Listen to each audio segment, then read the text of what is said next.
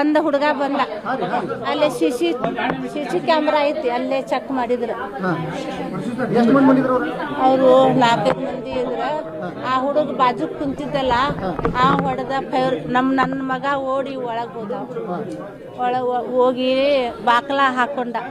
ಆ ಬಾಕ್ಲ ಮುರಿದು ಹೊಡ್ತಾರ.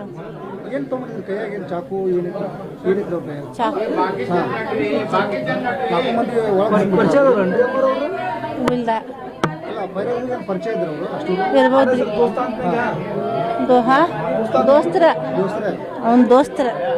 ಅವನ್ ದೋಸ್ತರ ವೈರಿ ಇದ್ರ ಅವ್ನಿಗೆ.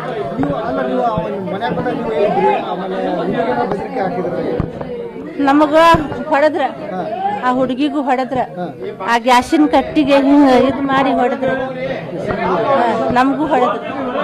ಆಮೇಲೆ 2 ಮೊಬೈಲ್ ತಗೊಂಡ್ಬಿಟ್ರು. ಆಮೇಲೆ ಮದುವೆ ರೊಕ್ಕ ಇದ್ದು 15 ದಿನ 24